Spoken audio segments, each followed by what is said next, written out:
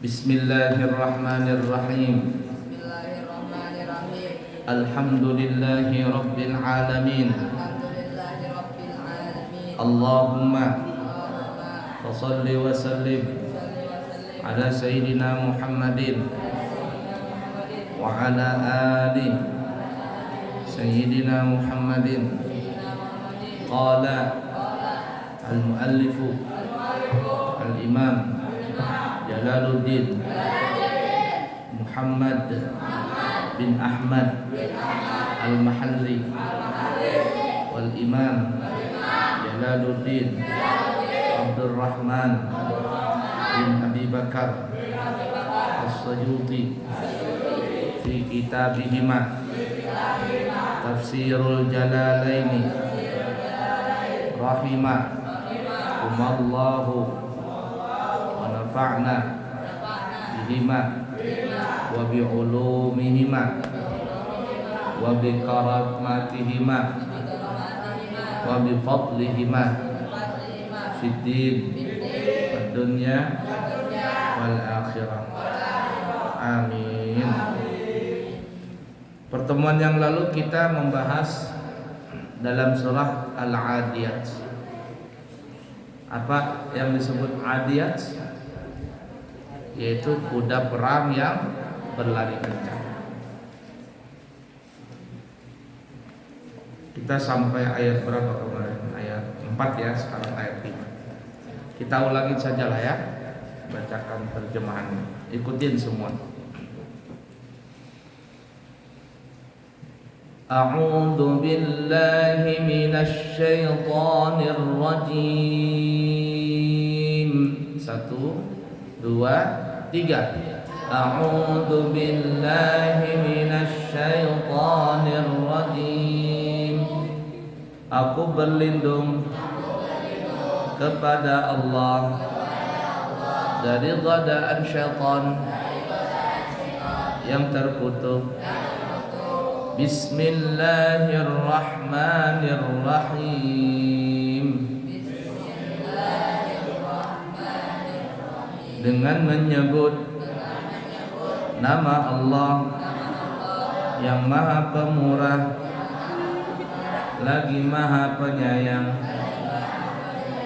Wal 'adiyati dhabha. Demi yang berlari kencang di tengah-tengah dengan terengah-engah. Fal muriyati qadha. Dan demi yang mencetuskan api dengan pukulan. Fal mughirati subha. Dan demi yang menyerang dengan tiba-tiba di waktu pagi. Fa'atharna bihi naq'a. Maka ia menerbangkan di waktu itu akan debu. Itu maksudnya kuda perang. Kemudian kita lanjut ayat kelima ya. Fawasatna bihi jam'a.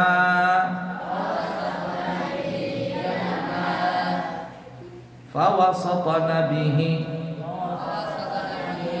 Dan menyerbu dalam kepulan debu di tengah-tengah. Artinya dengan membawa kepulan debu.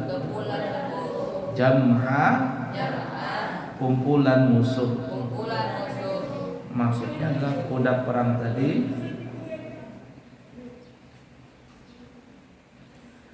menyerang musuh, masuk ke tengah-tengah pasukan musuh. Ketika kuda itu berlari, debu-debu berterbangan.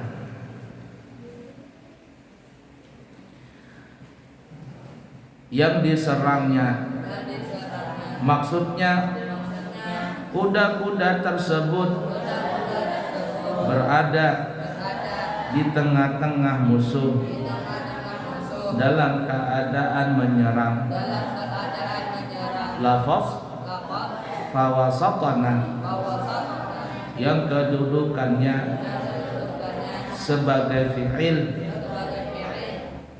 diatafkan kepada isim karena mengingat bahwa semua isim yang diatafkan kepadanya mengandung makna fi'il pula, yakni demi yang berlari kencang lalu mencetuskan api kemudian menerbangkan debu.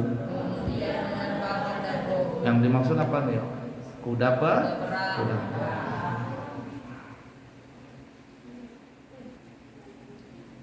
La ilaha illallah. Nanti di akhir zaman itu kembali seperti zaman dulu. Setelah terjadi perang dunia ketiga, minyak pada habis, kemudian kendaraan tidak berfungsi lagi, maka kembalilah seperti zaman dulu kala. Yani orang kalau berkendara naik kuda.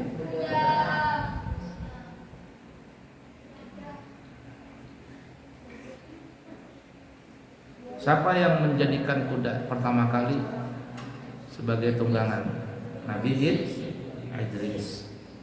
Nabi Idris orang yang pertama kali menjadikan kuda sebagai tunggangan kendaraan.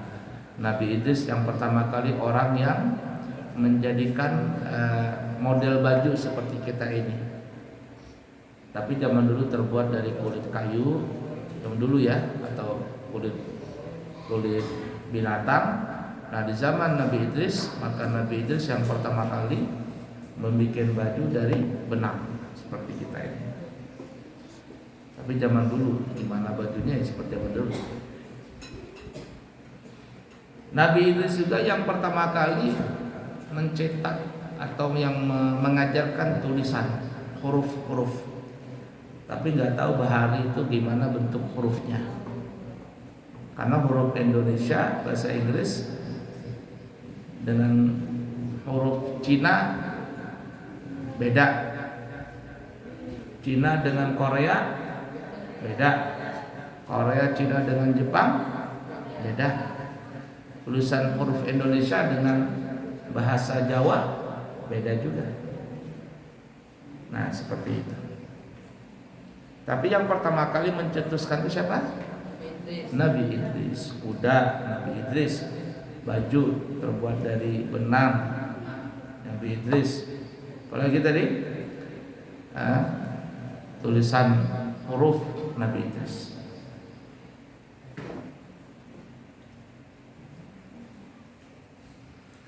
Kita lanjut ayat yang ke-6. Innal insana li rabbih lakanud.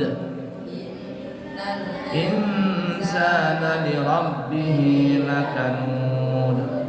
Innal insana, sesungguhnya manusia itu. Nah kita ini insan namanya. Insan asal katanya al-insu, lupa. Al-insu, lupa. Ditambah alif dan nun di belakangnya menjadi al-insanu. Insanu, orang yang sering lupa. Lupa. Setiap kali dikasih tahu lupa lagi. Itu insan, manusia. Sesungguhnya manusia itu yang dimaksud adalah manusia yang kafir. Nah, jadi yang disebut ini innal insana lali rabbih lakanud, yang dimaksud manusia di sini adalah manusia yang golongan orang kafir. Apa mereka itu? Li rabbih lakanud. li rabbihi lakanud, sangat ingkar kepada Tuhannya. Artinya ia mengingkari semua nikmatnya yang telah dilimpahkan kepada manusia. Nah, jadi yang dimaksud tadi ini adalah manusia yang orang kafir. Kanud, ingkar. Ketika seseorang tadi ingkar dengan Allah, dengan Tuhannya, atau dengan nikmat Allah, dengan nikmat Tuhannya, maka orang itu sudah dikatakan orang yang sesat. Orang sesat. Dan kebanyakan manusia seperti itu. Banyak yang sesat, banyak yang tertipu dengan nikmat Allah.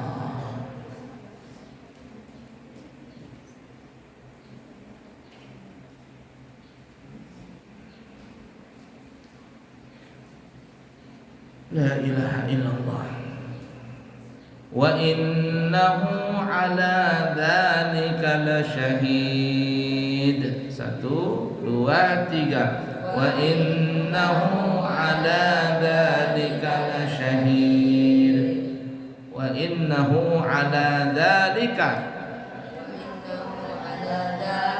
dan sesungguhnya manusia itu terhadap hal tersebut, maksudnya terhadap keingkarannya. Ikutin, terhadap keingkarannya. La syahid, menyaksikan sendiri. Atau dia menyaksikan bahwa dirinya telah berbuat ingkar. Nah, jadi orang yang berbuat ingkar kepada Allah atau nikmat Allah, sebenarnya itu mereka sadar. Mereka sadar semua yang mereka dapatkan dari kenikmatan itu asalnya daripada Allah. Tapi orang itu ingkar, tidak mengakui itu datangnya dari Allah. Lalu apa kalau sudah ingkar? Berbuat maksiat.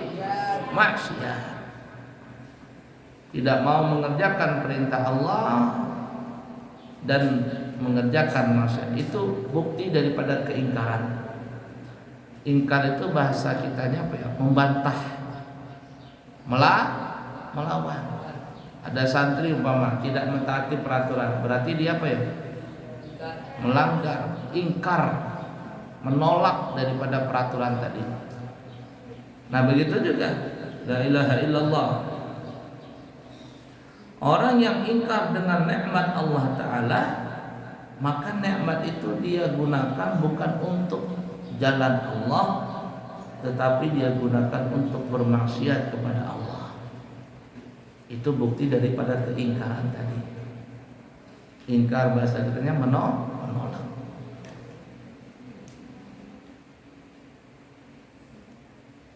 Melawan,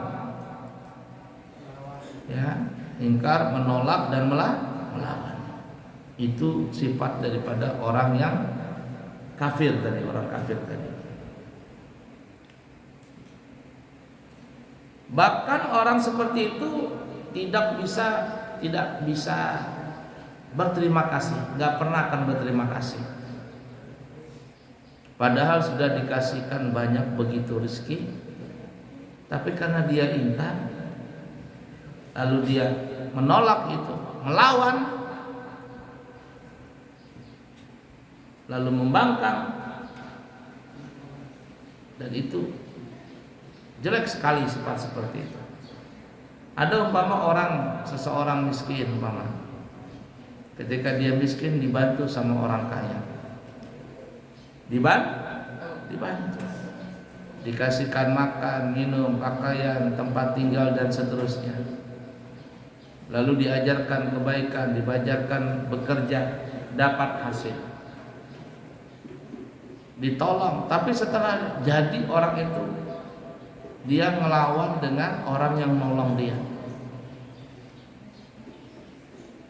membangkang, melawan.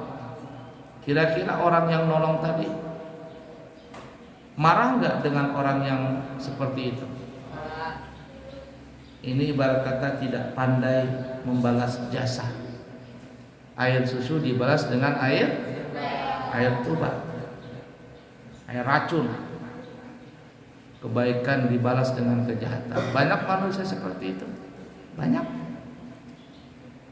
Dan terus terang Abuya pribadi banyak sekali mendapati orang-orang seperti itu, dibantu sudah, ditolong sudah. Setelah dia sukses, akhirnya apa? Dia menjelek-jelekan, dia menghina, mencaci, mengingkari nikmat yang sudah yang diberikan kepada dia. Tidak pandai membalas jasa. Ibarat kata pepatah, kacang lupa dengan kulitnya. Orang-orang seperti itu orang yang pengkhianat. Pengkhianat ini paling jelek manusia. Nah, begitu juga tadi Allah sebutkan orang yang ingkar dengan karunia Allah sebenarnya itu adalah la syahid. Mereka tuh sadar, mereka tahu itu, menyaksikan dengan perbuatan sendiri. Tapi karena sudah keras kepala, jahat sifatnya, sadar nggak sadar dia masa bodoh. Tahu dia bahwa Allah yang memberikan dia rezeki, tahu dia bahwa Allah yang memberikan karunia begitu banyak kepadanya, tapi dia tidak mau menggunakan nikmat tadi di jalan yang diridhai oleh Allah. Kalau seandainya seseorang tadi yang susah ditolong oleh orang lain, setelah ditolong, dibantu, jadi karena dia sukses, lalu orang yang ditolong ini tidak pandai membalas jasa, tidak bisa membalas budi, kira-kira orang yang nolong tadi senang gak dengan orang yang ditolong tadi? Orang yang menolong tadi akan mengatakan ini pengkhianat nih orang, ini orang jahat. Kalau manusia saja digitukan dia akan marah, apalagi Allah Subhanahu wa taala yang telah memberikan kenikmatan, karunia begitu banyak, tapi orang-orang yang ini lakanut, ingkar dengan pemberian Allah tadi.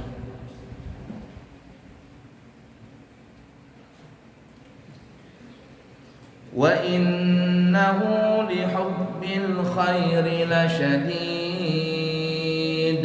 1, 2, 3. Wa innahu lihubbil khairi lasyadid. Wa innahu lihubbil khairi. Dan sesungguhnya karena cintanya kepada kebaikan. Yang dimaksud kebaikan itu apa? Maksudnya cinta atas harta benda. La syadid, dia sangat bakhil. Artinya lantaran sangat mencintai harta, jadilah ia orang yang amat bakhil dan kikir. Kikir karena terlalu dengan cinta dengan urusan dunia, cinta dengan harta, cinta dengan jabatan, maka dia bisa ingkar kepada Allah. Waktu miskin rajin ibadah, setelah kaya lupa ibadah. Waktu miskin suka sholat, setelah jadi kaya tidak mau sholat. Waktu miskin dia sopan sekali, setelah kaya dia sombong, petatang, petenteng. Banyak gak manusia seperti itu? Banyak. Qarun, dulu orang miskin Qarun itu datang kepada Nabi Musa minta diajarkan apa? Bikin emas.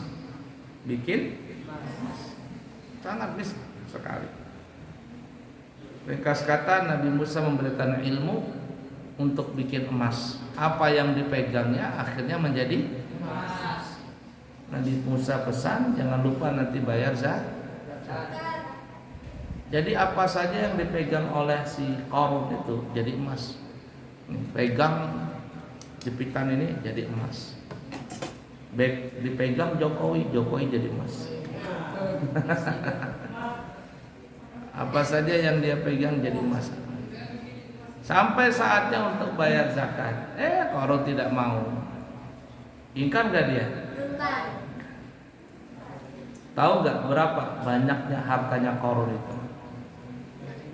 Dikatakan Qarun itu punya gudang penyimpanan harta emasnya dia.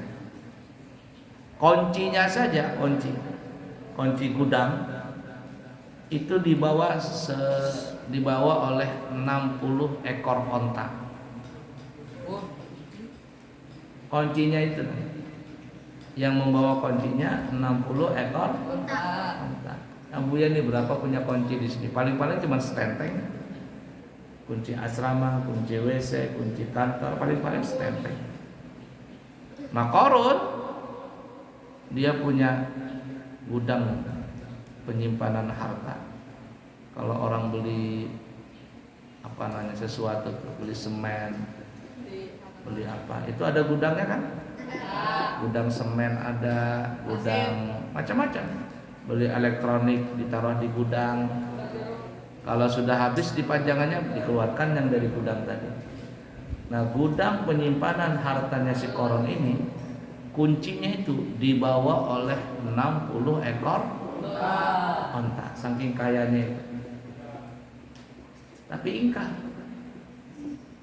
Disuruh bayar zakat, ingkar. Akhirnya apa? Allah tenggelamkan si Qarun tadi masuk ke dalam tanah. Tanah itu masuk. Orangnya masuk, hartanya masuk semua. Dan tidak ada seorang pun yang bisa menemukan harta itu. Setiap hari dia akan masuk ke dalam tanah, masuk terus, tersimpan dalam tanah. Gak ada orang bisa mendapatkan itu. Kalau ada orang mengatakan dapat harta, ini harta Qarun, bukan, itu cuma istilah saja. Tapi harta Qarun yang benar tidak ada yang bisa mendapatkannya. La ilaha illallah. 2 kali sudah.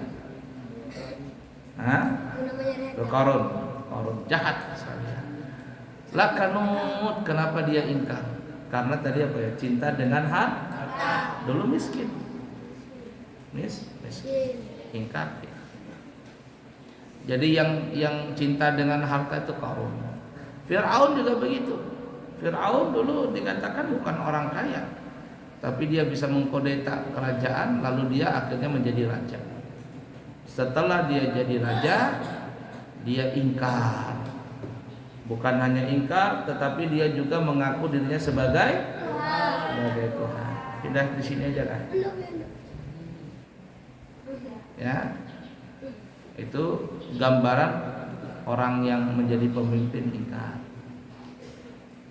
Nah, orang yang berilmu, iblis orang alim, bahkan dia dijadikan saat itu pemimpin daripada malaikat.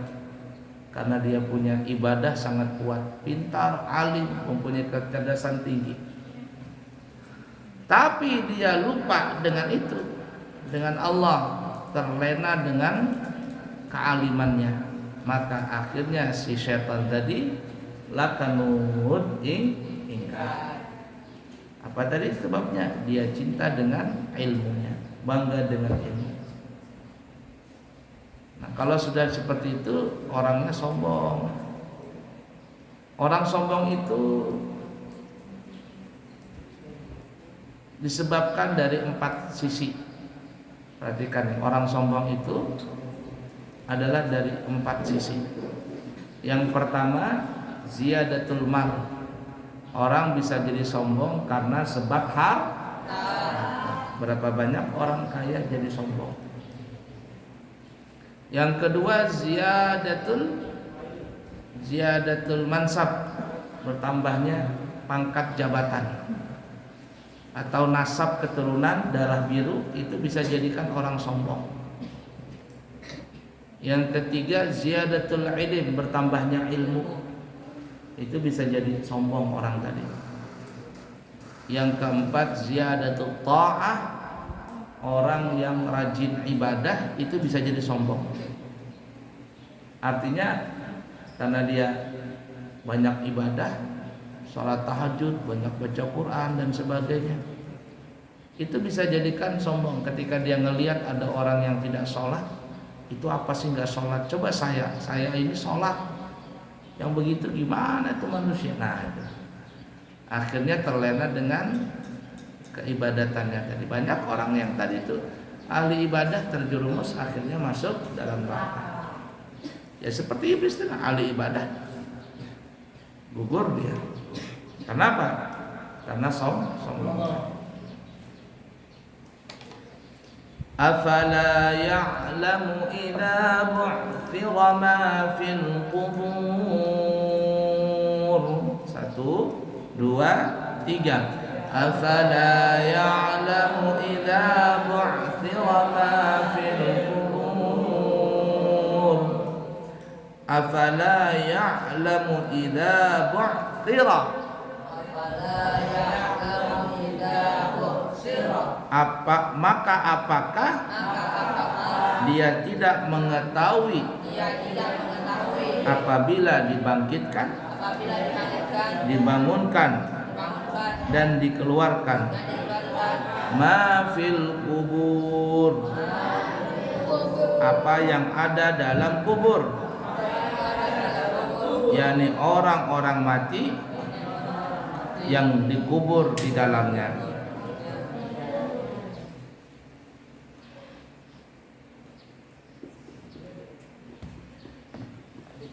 Nanti kalau sudah bangkit dari kubur, baru sadar kita semua.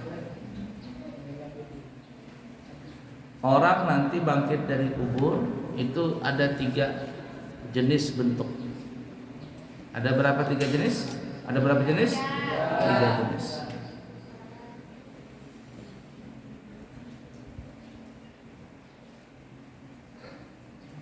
Yang pertama, orang bangkit dari kubur itu jasadnya manusia,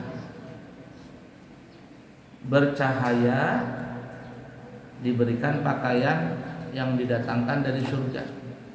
Walaupun waktu di dunia hiram, walaupun di dunia ini melotong atau melotong. Jangan orang Banjar melatat atau melatat. Tapi ketika dia hidup di dunia, ternyata dia orang baik, orang saleh, rajin ibadah, akhlaknya baik, mati dalam husnul khatimah. Bangkit dari kubur, jasadnya manusia, bercahaya dulu ya, kulitnya bercahaya, glowing, mengeluarkan cahaya, dan juga diberikan pakaian. Siapa mereka ini? 4 golongan yang bangkit dari kubur tadi, badannya manusia, bercahaya, diberikan pakaian, itu 4 golongan. Siapa mereka itu? Pertama, anbiya, para nabi, mursalin, para rasul. Yang ketiga, syuhada, orang yang mati syahid. Dan yang keempat, orang saleh. Jadi orang saleh itu nanti insya Allah dia bangkit dari kubur, jasadnya manusia, bercahaya badannya karena bekas wudu, rajin ibadah waktu di dunia. Kemudian diberikan pakaian. Mudah-mudahan kita semuanya masuk golongan yang pertama ini. Amin ya rabbal. Yang kedua, orang bangkit dari kubur itu nanti jasadnya manusia, tapi telanjang, namun tidak telanjang. Jasadnya manusia, tetapi telanjang, namun tidak telanjang. Gimana maksudnya itu? Manusia, keluar manusia, Dikatakan telanjang, kenapa dikatakan telanjang? Karena tidak ada satu helai benang pun yang menempel di badannya dia. Satu benang aja nggak ada, apalagi satu pakaian. Telanjang dia. Namun tidak telanjang. Bagaimana namun tidak telanjang? Maksudnya auratnya tidak terlihat. Karena apa? Auratnya itu tertutup dengan rambut, bulu, kuku, kulit yang waktu di dunia pernah terlepas. Siapa yang motong rambut di sini? Putri Rizka motong rambut. Hah? Panjang sudah. Dia rambutnya panjang, dipotong. Itu di akhirat dikembalikan nanti rambutnya. Jokowi rambut panjang, lalu bikin sanksi, digundul. Digundul. Rambut yang gundul tadi itu dipotong, di akhirat nanti dikembalikan. Potong bulu ketek, potong bulu ari-ari. Ada yang potong apa lagi? Kuku. Nah, potong kuku. Makanya kalau bisa sebelum motong kuku, sebelum motong rambut, sebelum motong bulu, apa ya? Apa yang boleh bilang berudu supaya nanti ketika kuku ini potong dia dalam keadaan suci. Nanti ketika Allah kembalikan kuku tadi bercahaya kuku itu. Kuku tadi bercahaya. Kulit juga begitu. Bulu juga begitu. Nah, kalau kelompok yang pertama tadi para anbiya, mursalin, syuhada dan salihin pasti dah masuk surga. Pasti masuk. Tapi yang kedua ini telanjang tapi tidak telanjang. Nah, ini hati-hati. Baina wa baina, bisa masuk neraka, bisa masuk surga. Kalau kurang-kurang pahala, neraka dulu. Paham tidak? Dan kebanyakan manusia nanti seperti itu, telanjang tapi tidak telanjang. Jokowi potong rambut panjang, dikembalikan, dililit sama ke badan semua. Kukunya berapa kali potong kuku, wah nanti panjang kukunya. Dan seperti itu juga yang lainnya. Yang ketiga, ketika keluar dari kubur bentuknya binatang. Waktu meninggal manusia. Tapi nanti ketika trompet sangkakala yang kedua, bangun. Kalau yang pertama kan kiamat, kiamat, wah, hancur semuanya. Air tumpah ke daratan, planet bertabrakan, bintang-bintang jatuh, meteor-meteor menghujam ke bumi, hancur semuanya. Semua yang bernyawa mati. Jokowi mati, Dwi mati. Siapa lagi? Yahya mati, Mustadil mati, Jeffrey mati. Semuanya mati. Nah, setelah itu lama 40 tahun baru Allah perintahkan malaikat Israfil tiup trompet. Bangkit semua orang. Yang tadi golongan pertama manusia bercahaya berpakaian, kedua manusia tapi telanjang namun tidak telanjang. Yang ketiga Jokowi keluar bentuk binatang. Ada yang keluar jadi anjing. Kenapa? Karena waktu di dunia menggonggong terus dia. Ada yang keluar jadi harimau, jadi singa. Kenapa? Suka kelahi. Kalau kamu keluar nanti gimana? Suka kelahi. Jadi harimau. Ada yang apa lagi itu? Jadi monyet. Kenapa? Rakus. Apa pelit? Monyet itu pelit. Ada yang jadi babi, rakus. Macam-macam. Ada yang jadi ular. Kenapa? Suka nyebarkan fitnah, mulutnya kotor di dunia. Keluar jadi ular dia. Nah, kelompok yang ketiga ini yang keluar dari kubur bentuknya binatang, sudah. Gak ada ampun, masuk ke dalam mana? Neraka. Kamu mau gak masuk neraka? Gak mau, maka baik-baik. Jangan nakal-nakal. Fahim tuh? Yang ke-10. wa hussila ma fis sudur wa hussila ma fis sudur wa hussila dan dilahirkan atau ditampakkan atau dikeluarkan ma fis sudur apa yang ada di dalam dada.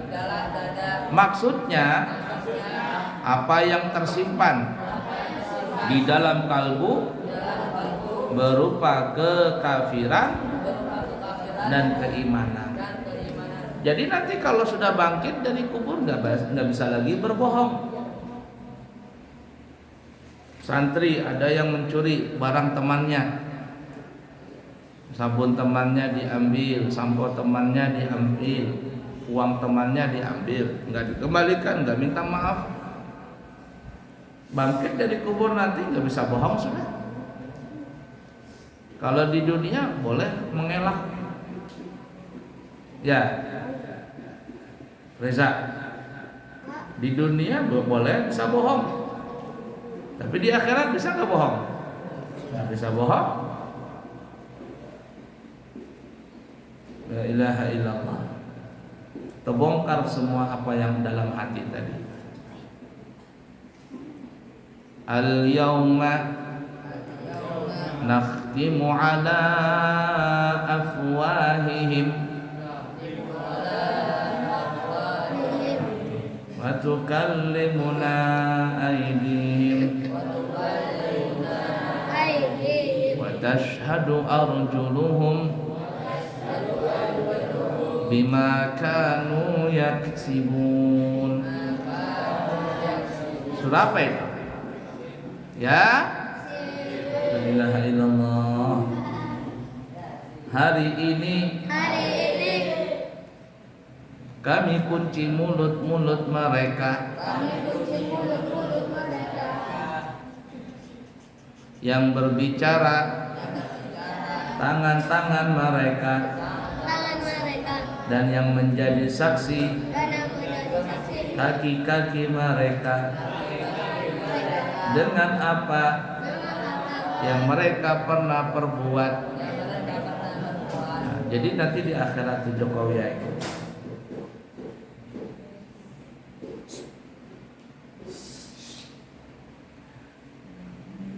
ada orang mencuri. Di dunia bisa saja dibilang aku nggak mencuri, aku nggak bisa, aku nggak mencuri, enggak. Tapi di akhirat ditanya sama Allah, kamu mencuri? Mulutnya nggak bisa ngomong. Yang bilang siapa? Mulut. Tangan. Nah, tangannya ngomong. Tangan Jokowi ngomong, aku mencuri uangnya Jeffrey, umpama. Hari sekian, tanggal sekian. Nah, ini. Kakinya ngomong, hari sekian, tanggal sekian aku lari dari pondok, lalu bohong. Nah, kaki ngomong di hadapan Allah Ta'ala. Kalau sudah mencuri apa? Tangannya dipotong. Nah, kayak pas tangannya dipanjang begini, lalu dipotong-potong sama malaikat Zabaniyah. Di neraka itu namanya malaikat Zabaniyah. Bosnya namanya malaikat. Bos malaikat di neraka siapa namanya? Malik. Itu penjaganya. Anak buahnya siapa? Zabaniyah. Cincang dong deh. Cok. Yang suka bohong Reza. Bohong. Lidahnya panjang. Kalau Pinocchio berbohong apa yang panjang? Hidung. Kalau Reza berbohong apa yang panjang? Nah, gini Reza lidahnya panjang. Lalu dipotong kayak pisang gapit, Reza. Nah, dang, potong berdarah, panjang lagi, potong lagi, panjang lagi, potong. Seterusnya begitu dalam neraka.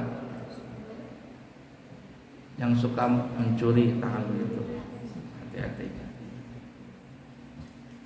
Semuanya disiksa. Nah, na'udzubillahi min. Ada juga Jokowi dalam neraka itu orang masuk ke sumur darah. Bukan sumur, lautan darah, lautan nanah. Bau. Pernah nggak cium bau nanah busuk?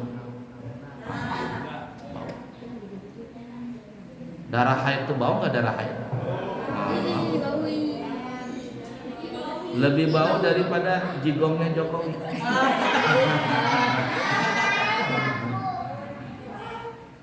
Lautan darah, lautan nanah. Lautan darah, lautan nanah. Diceburkan orang-orang yang jahat itu waktu di dunia di sumur darah tadi, berenang dia. Tapi nggak bisa berenang, maksudnya nggak pernah ketemu tepiannya karena nggak ada tepinya. Dilemparkan sama malaikat melempar batu yang berapi, tuh lempar, tenggelam orangnya karena kepalanya tuh tenggelam, terminum darah sampai tuh angkat lagi, nggak bisa mati dalam neraka. Siksa terus sampai perutnya buncit coba ya, gede perutnya, lebih besar perutnya daripada badan besar, kayak tangki Pertamina itu, mengapung, datangkan lagi ular, kalajengking digigit dikit, kulitnya digigit sama kalajengking sama ular, teriak-teriak, tolong dalam neraka itu. Nah gitu siksaannya dalam neraka. Tidak dikasih makan, lapar. Dikasihkan apa? Buah zakum. Buah zakum itu adalah bentuknya seperti kepala syaitan. Pernah lihat hantu enggak? Nggak pernah lihat nonton film hantu ada enggak? Nah, betaring kah? Mukanya hancur-hancur enggak? Nah, matanya panjang, punya panjang, taring begitu. Bentuknya itu zakum itu buahnya, pohonnya berduri, rasanya pahit itu buah, pahit, panas, pohon jelek, lapar, dijejelin, kamu makan, iya lapar, dijejelin sama malaikat tadi buah zakum tadi, yang bentuknya seperti pohon, seperti kepala iblis, dijalin, skalanya pahit, panas, pahit, tidak enak. Makan nasi basi gimana rasanya? Enak kan? Nah ini lebih parah lagi, berjuta-juta kali lipat jeleknya rasanya. Akhirnya Pak minum. Lalu dikasihkan minuman. Dikasih minuman apa namanya? Hamiman wa ghassaq. Namanya minum hamim. Hamim. Hamim itu panas, makanya kalau ada orang namanya hamim panas. Hamim air mendidih, dituangkan, buka mulutnya, minum nih. Waktu kamu di dunia minum khamar, waktu di dunia minum mabuk-mabukan, dibuka mulutnya, minum itu hamim tadi, rontok dia semua punya daging. Kamu pernah lihat ayam habis disembelih supaya dicabut bulunya mudah diapain? Siram air panas, rontok nggak dia bulu tadi? Rontok. Ini bukan lagi bulu yang rontok, usus rontok semua, daging rontok semua. Itu kalau daging orang motong sapi, kemudian ada iganya atau apa direbus sampai 10 jam atau berapa jam, diangkat tuh tulang tadi, diginikan tulangnya, rontok nggak dagingnya? Rontok nggak? Kenapa rontok? Empuk karena kelamaan direbus tadi. Nah itu juga rontok dagingnya, daging rontok, tinggal tengkorak, tapi masih hidup. Nah, tengkorak, begitu. Nah, itu orang jahat di dunia, suka kelahi, suka mencuri, mulutnya kotor, gitu. Dikeluarkan semuanya yang ada di dalam hatinya. Anda bisa lagi bohong. Reza, mana Reza? Nah, di dunia biasa bohong, di akhirat nggak bisa. Dikasihkan orang tuanya SPP nih, bayarkan di kantor, nggak dibayar, dipakai lagi. Paham?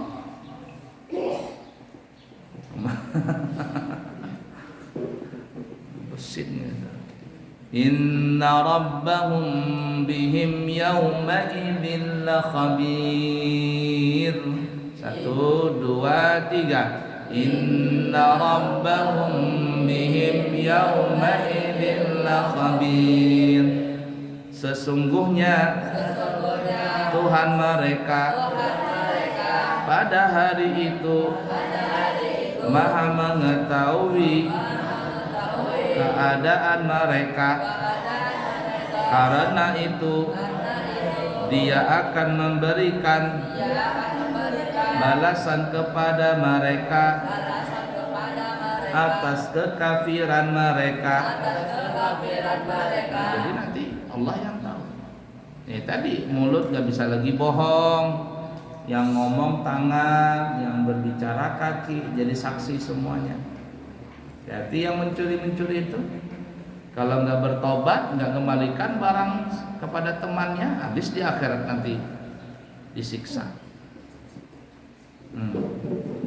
Yang suka lari, melanggar peraturan, dicincang kakinya sama malaikat nanti. Di sini domir diulangi penyebutannya dalam bentuk jamak. Inna rabbahum, hum tadi dia. Hal ini tiada lain karena memandang segi makna yang dikandung lafaz al-insan. Jumlah ayat ini menunjukkan pengertian maf'ul bagi lafaz ya'lamu. Artinya sesungguhnya kami akan memberikan balasan kepadanya pada saat itu. Bertakluknya lafaz khabirun kepada lafaz yauma idzin memberikan pengertian bahwa hari itu adalah hari pembalasan. Karena sesungguhnya Allah selama-lamanya Maha mengetahui.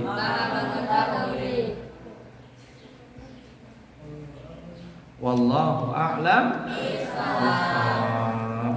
Taqabbalallahu minkum. Nanti kita sambung surah Al-Zalzalah.